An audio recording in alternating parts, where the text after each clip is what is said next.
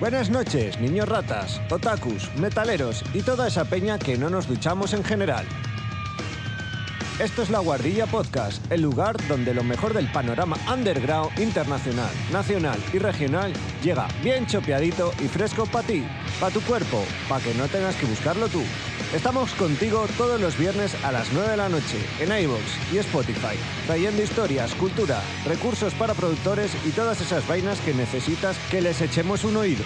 ¿Quién te habla? Piña, antes conocido como Voodoo Child. Aquí estoy para desmenuzarte el lado menos mainstream de la música, el arte y las movidas históricas. Un saludo, recojan su pastilla de jabón Chimbo, dejen el TikTok y empecemos.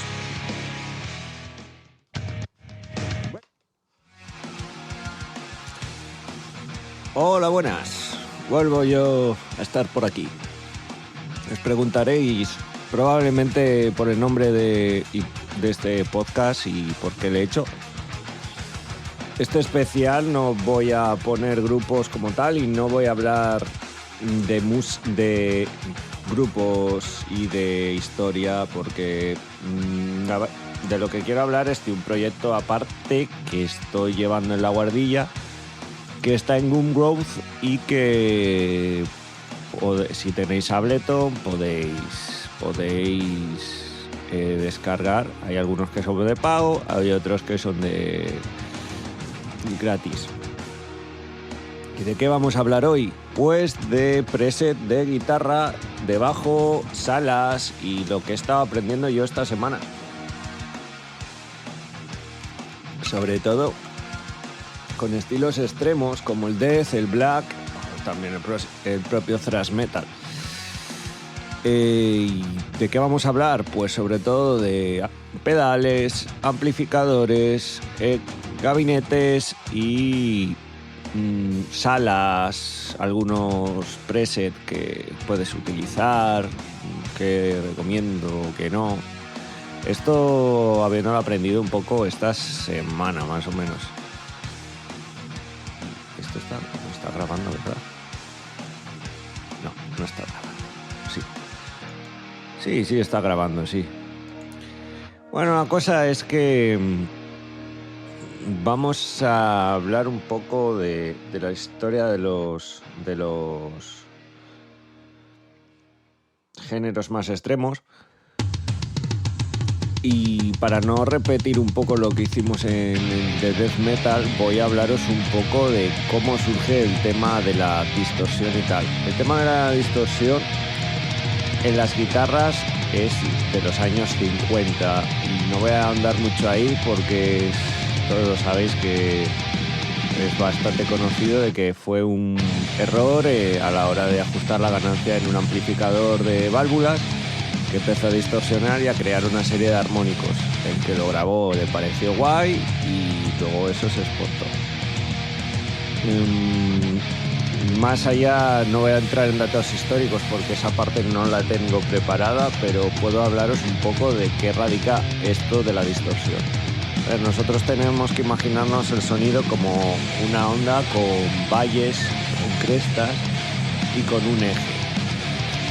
Si nos la basamos como en una curvatura, o sea, como una ola, las crestas llega a un punto en el que tocan un pico. ¿Qué pasa? Que en el mundo real, si eso lo tuviéramos en cuenta como un sonido, no es infinito, en el sentido de que al trasladarse por una corriente eléctrica y luego por el sonido, por el aire, esa amplitud de onda tiene un límite.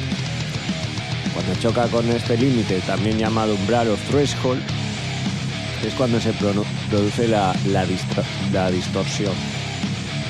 Una de las tantas, porque también está la distorsión armónica, la distorsión por intermodulación, pero la que nos interesa más en las guitarras es la distorsión que provoca este tipo de límites a la hora de cortarse la onda debido a que pasa un threshold.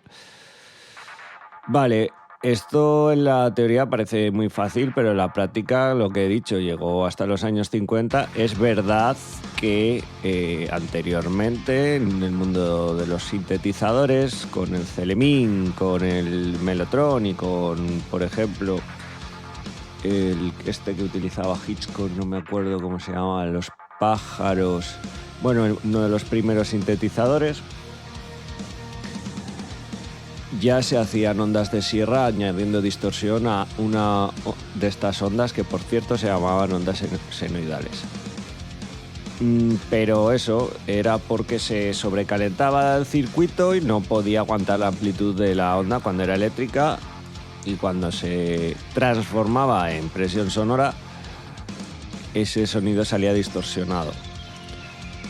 Luego, cuando ya se normalizó en los años 60, con, por ejemplo, el grupo de Kings, creo que fue, You Really Got Me, que rajaron un amplificador para que la bocina sonara con distorsión, y luego los pedales como el Big Fast, no, el Faston, que es el primer pedal que tiene una distorsión que tú puedes dar con el pie y modificar la señal del amplificador. Pues así fue evolucionando un poco la cosa. Y luego, más adelante, estoy comiéndome muchísimas cosas, pero porque quiero ir a degüello con el tema. Black Sabbath, aunque no son los primeros que utilizan un pedal de distorsión, son los primeros en utilizarlos de una manera que luego se utilizará más en el metal, heavy metal, death metal, tal, etcétera, etcétera, etcétera. En esta época, por antonomasia, el pedal que podemos decir que se pone de moda es el Tube Scream. Tube Scream tiene 3 perillas, una de volumen, una de tono y otra de ganancia. El de ganancia, como habréis identificado, pues es el que suma los armónicos de la distorsión, pone al extremo la onda que viene de la guitarra al pedal y la distorsiona de la manera que os he dicho. Luego tiene otro potenciómetro, que es el de tono. El de tono yo no lo sabía hasta hace poco, investigando con un ecualizador paramétrico. Lo que hacía el tono, esos potenciómetros empezaron siendo de ecualización. Lo que hacían eran añadir armónicos por medio de saturación en las frecuencias deseadas, desde graves a los agudos, y es lo que se conoce como tono. En guitarras eléctricas y en estos pedales lo que ayudaba era a empujar ciertos armónicos para generar una señal más distorsionada, que es la que luego iría al amplificador, que es la distorsionaría. La cosa es que, ya para terminar lo del overdrive del Tube Scream, TS-808, hay un plugin por ahí que rula, bueno, hay 80.000 plugins que tienen este pedal. También tiene uno de volumen, que, como su propio nombre indica, es su potenciómetro de salida que regula la salida de la señal del pedal al amplificador. Más adelante también, creo que fue el JCM800 y la invención de los transistores,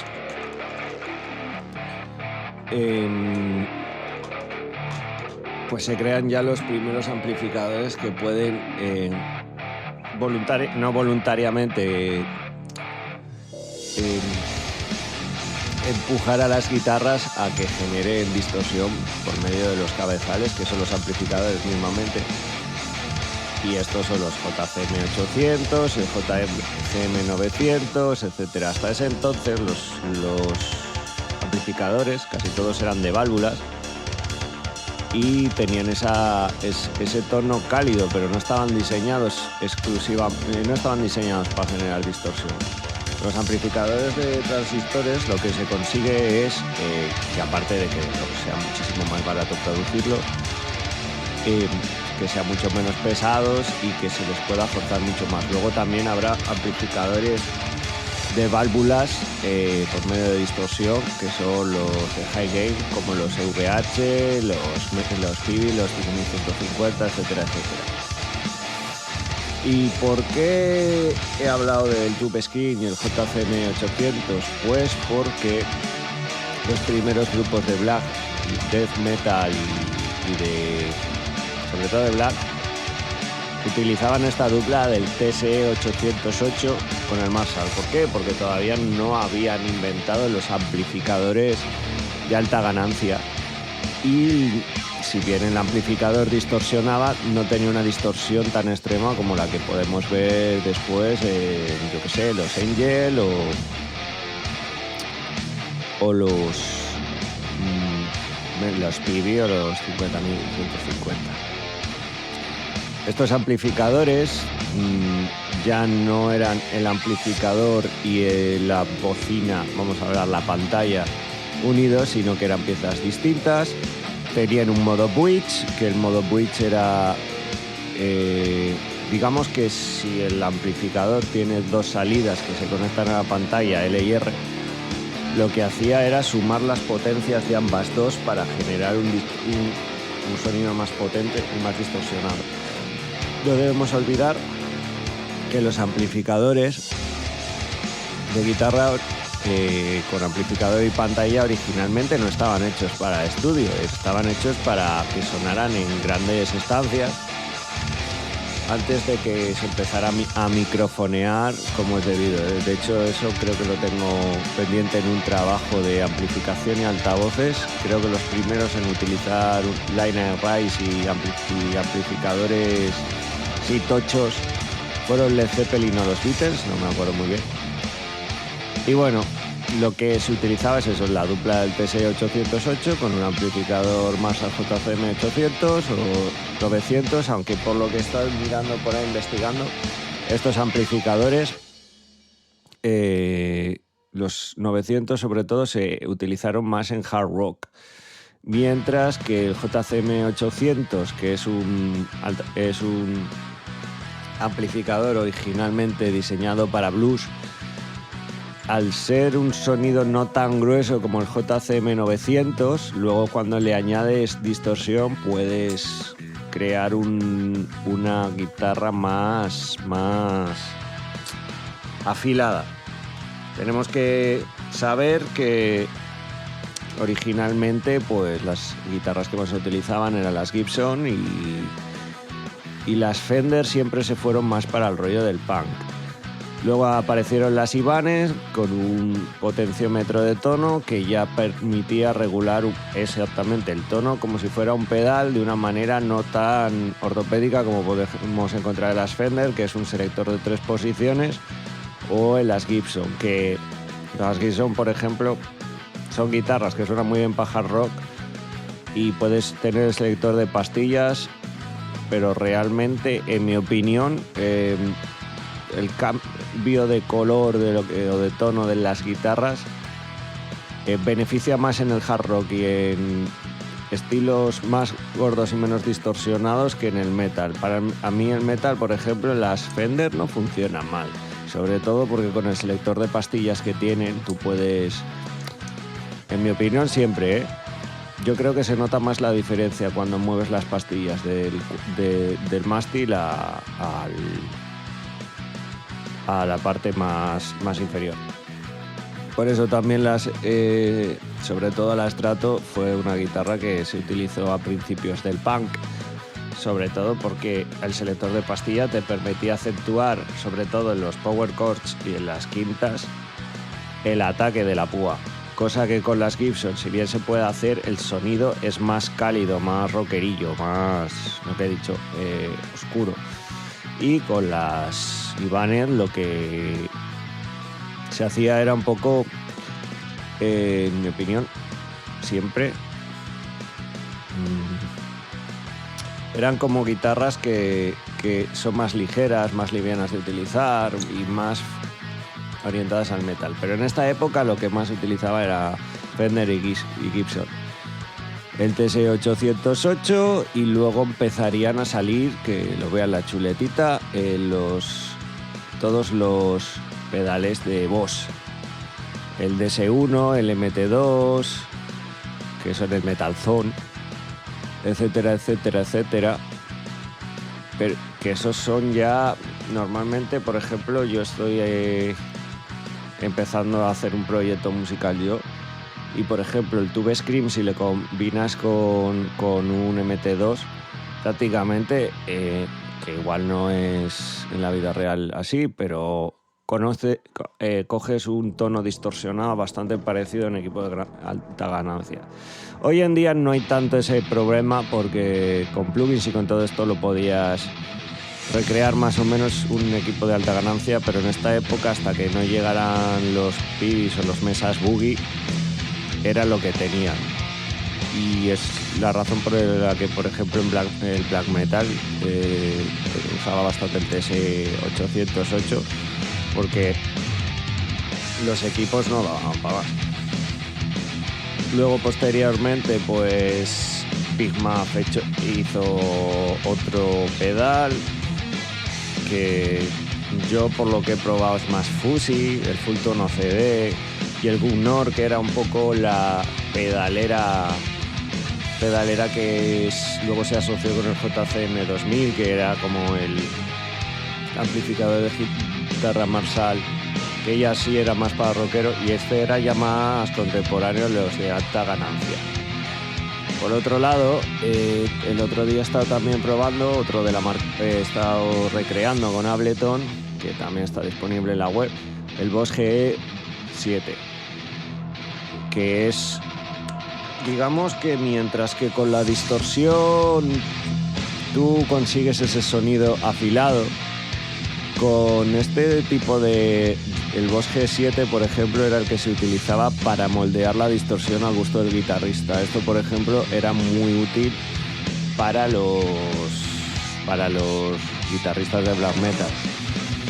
El problema que tienen guitarras tan distorsionadas es que, fuera ya de todo romanticismo con esto de noise o de sonar tan muy distorsionado, es que muchas veces los armónicos se te pueden descontrolar, y una guitarra que te suene sucia no tiene por qué necesariamente sonarte mal. Y con estos pedales lo que podían hacer, porque ahora con un ecualizador paramétrico lo hace, era poder ajustar lo que venía a ser la respuesta frecuencial de la guitarra. Vosotros tenéis que pensar que, por ejemplo, los JCM 800 eran amplificadores que tenían 3 knobs, bajos, medios y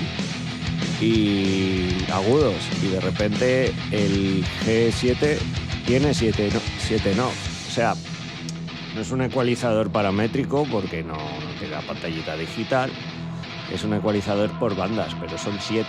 O sea, yo creo que hasta la llegada de los Mesa Boogie más modernos, los amplificadores tenían 3 knobs ya para estar, y con eso, bueno, pues puedes hacer algo en rock, pero luego en death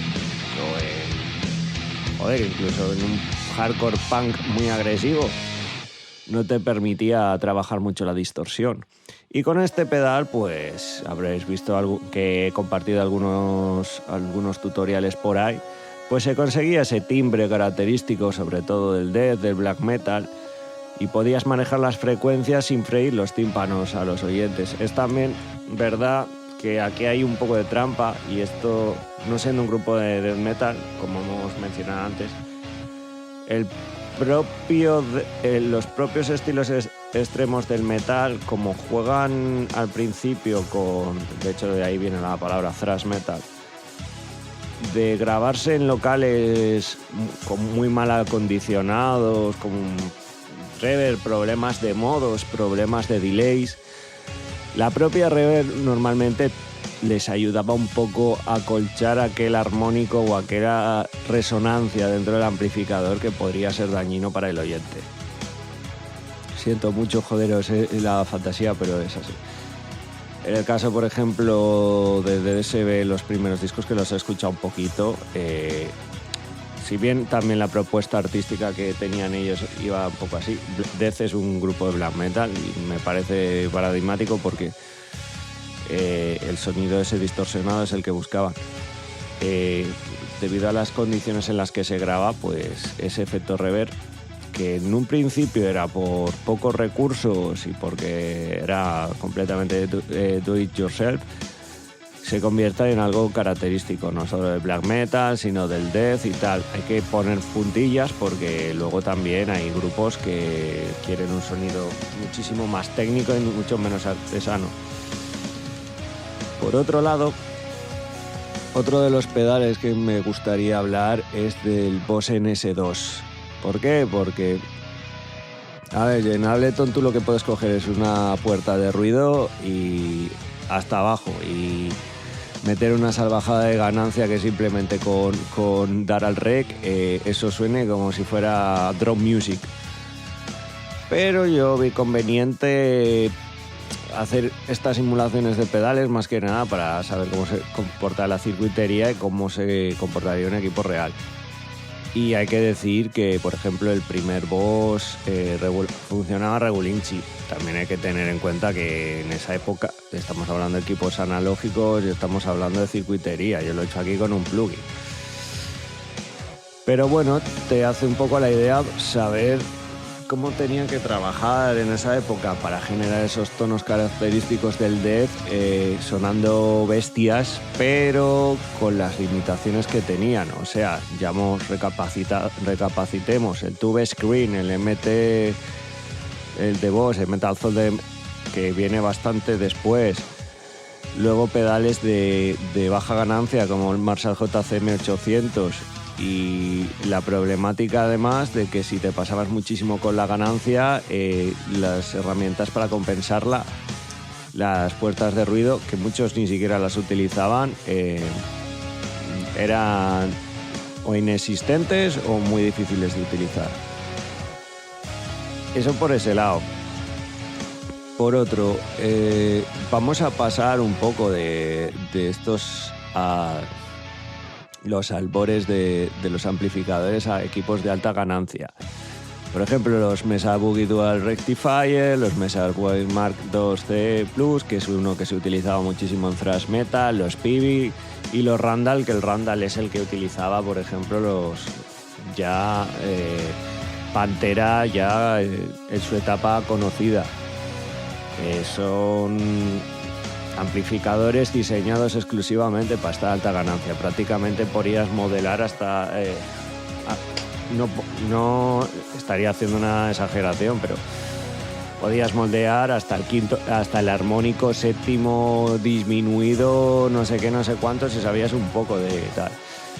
Entrando ya en un criterio más realista, los Mesas Boogie tienen una cosa que mucho guitarrista que haga de estos estilos ya tenga una experiencia, que sí le guste la distorsión, pero también le gusta que esa distorsión no suene a lo bestia o no suene mal en el sentido de que sea un cholón de distorsión y ya está. Tienen el famoso V-Scope, que el V-Scope es un filtro, es un filtro notch que permite al usuario con un knob ponerlo en distinta banda de frecuencia del amplificador para poder quitar ese troncho de distorsión que cobra uniformemente todo el espectro de frecuencias. Que esto es lo que quiere decir que tú puedes manejar el timbre con ello.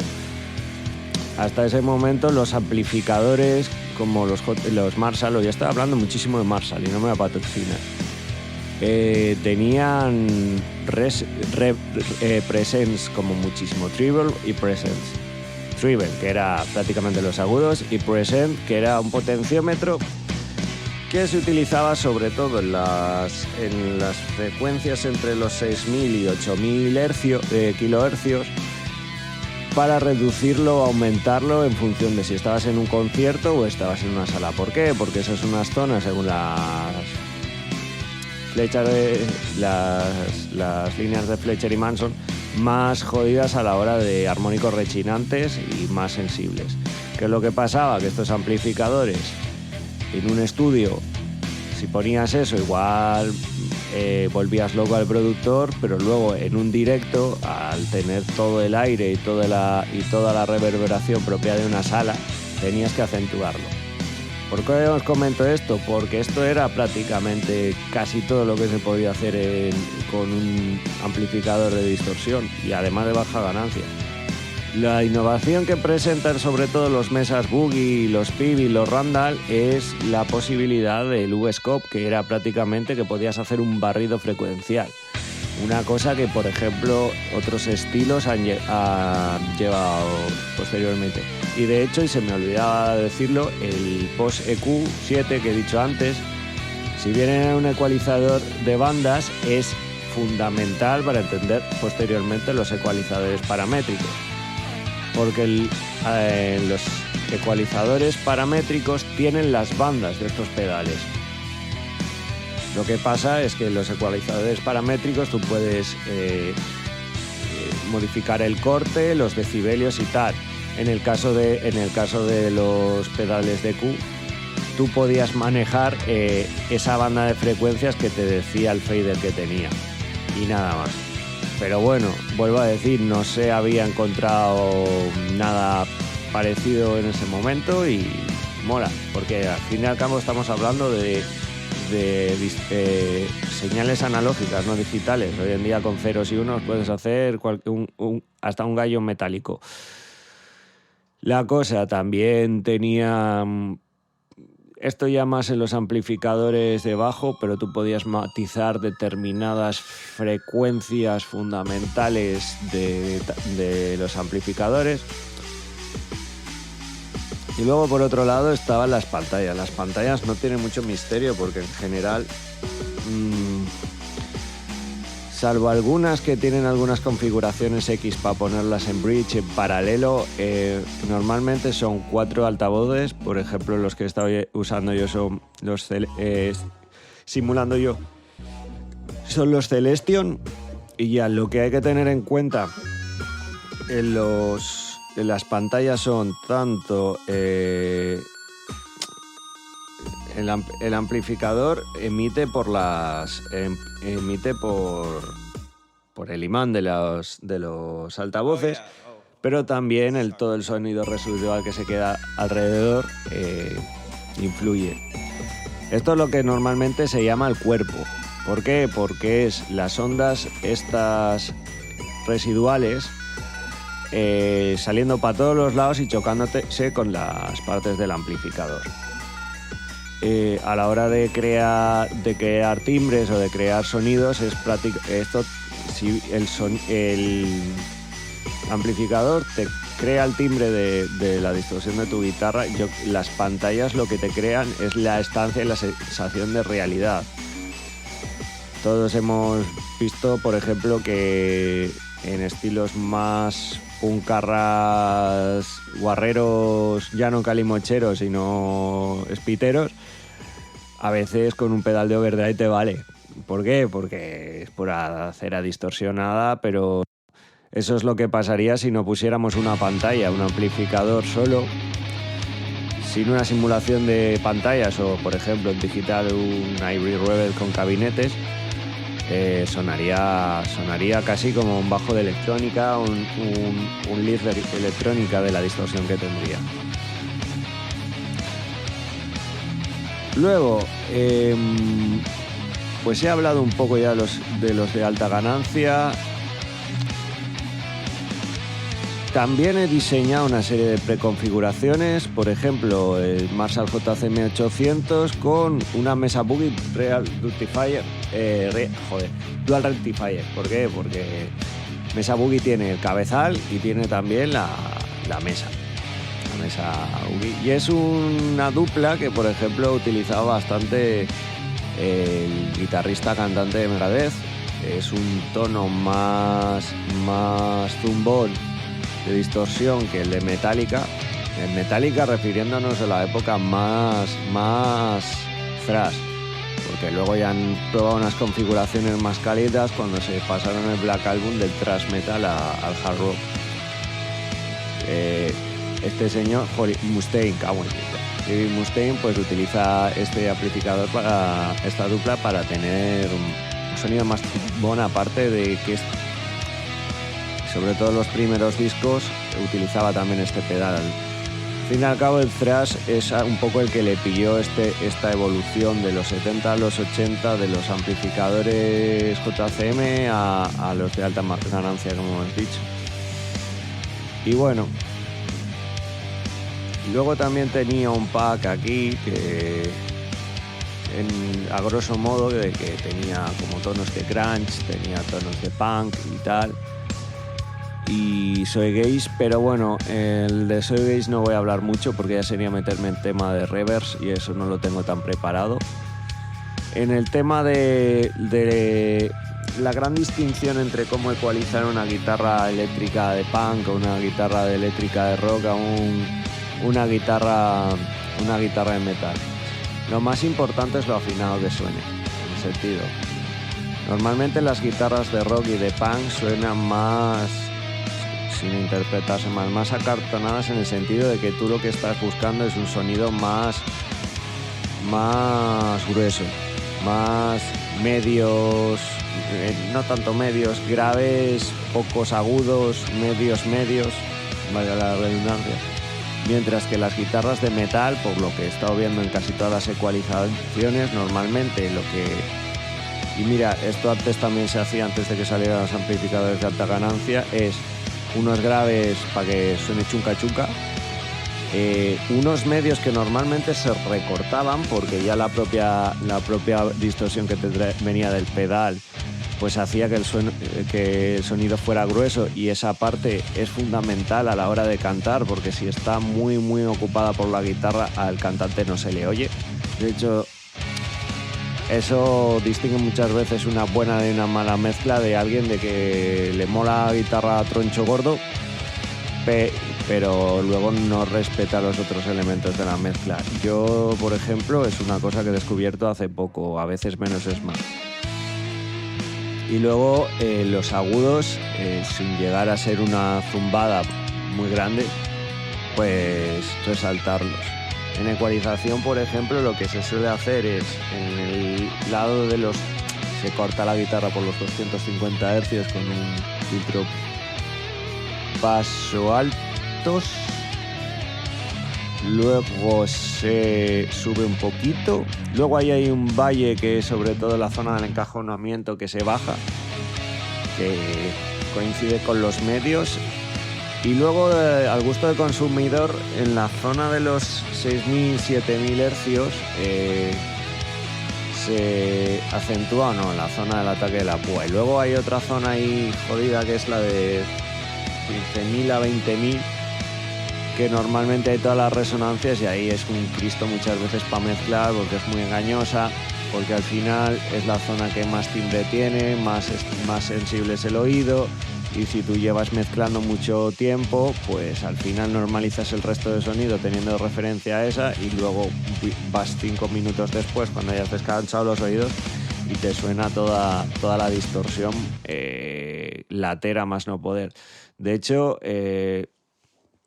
eso, por ejemplo, a mí me pasaba hace años con las primeras mezclas que hice, que sonaba... Además, tenés que tener en cuenta que si no utilizas equipos analógicos, la distorsión digital se nota muchísimo en esa zona, porque tú lo que tienes que poner es un low pass filter, sobre todo en esa zona, para que no te suenen los armónicos digitales lateros.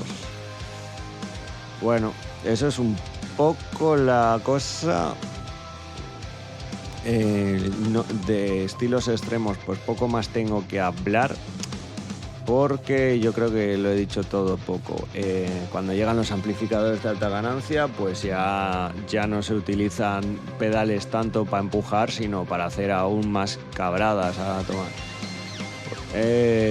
Por ejemplo, lo podemos ver en el Grindcore o en el Gore Grind, que eso ya directamente es clon, clon, clon, clon, clon, clon, clon, clon. Y ya directamente con las guitarras de más de 6 cuerdas tienes ahí un mosaico de frecuencias y de distorsión que es que eso prácticamente se hace solo. Pero quería reseñar un poco esto porque me ha parecido interesante cómo se las apañaban antes para generar sonidos icónicos con equipos que no estaban diseñados para ello. Y luego también hoy en día pues veréis muchas marcas de pedales o de amplificadores que intentan emular instancias y que realmente esas estancias eran porque no tenían los recursos para ello. Yo, por ejemplo, y ya voy a terminar este especial, he simulado una sala pequeña en la que tengo como 5 micrófonos con el amplificador, uno para el center, otro para el edge, tube size. Estas son partes del amplificador que se suelen microfonear. Sala, que eso es un poco la magia de Disney en cuanto a amplificadores, si me explico. Es un poco pues intentar recrear estos tipos de grabaciones caseras con 80.000 micros y tal, y para generar nuevos timbres, nuevas estancias y nuevos paisajes sonoros en las distorsiones y bueno, con el resto de equipos. Pero vamos, que hoy en día prácticamente el diseñar una distorsión de un amplificador de guitarra es prácticamente lo mismo que hacía Avicii con los sintetizadores, capas y capas y capas y capas, y timbres y estancias y tal. También hay que decir que no hay que pasarse mucho, porque lo que tienen las guitarras de la distorsión es que ya en determinados momentos, ya cuando añades muchas capas o tal, ya no se nota y puedes hacer lo mismo con una sola guitarra grabada, porque te has pasado tanto con la distorsión que no se ve el matiz. Y las otras cosas que tienen también las salas estas es que te simulan el delay. Por ejemplo, hay un mito que ya se ha desmentido bastante, por ejemplo, con los bajos, lo más paradigmático, que no pueden tener los bajos en estéreo y que no pueden tener una señal que sea como estéreo. No es que no tengan chorus, sino que no pueden tener información estéreo. Cuando ahora lo que también se hace muchas veces, aunque bueno, algunos dirán que es un poco guarrada, pero está guapo, es para simular el bajo tocado en una sala, sobre todo en las frecuencias de 5000 para arriba, se duplica la capa y se pone un chorus. ¿Para qué? Para simular el retumbe del bajo en la sala. Y en las guitarras también se hace a veces, sobre todo. Yo hay una preset que he diseñado que es el Frag Room Simulator, que utilizo los delays, aparte de resonadores y movidas de esas, para crear una estancia de un garaje o tal. Por ejemplo, cuando he estado en el preset que me intenta simular cómo se grabó lo de los discos de Slayer, no, de Anthrax, perdón, pues es un poco eso, delays, simular cancelaciones, y cuanto peor aislado está, más separaciones de delays tienes que hacer. El delay inexistente es imposible en una cámara anecoica, pero yo creo que pocos grupos de estos tenían pasta por una cámara anecoica. Y bueno, esto es un poco mis reflexiones y tal. Dejadme en comentarios qué opináis, y si me he equivocado en algo, ya sabéis, me sacrificáis al dios Cthulhu, que se coma mi corazón. Buenas noches, chavales.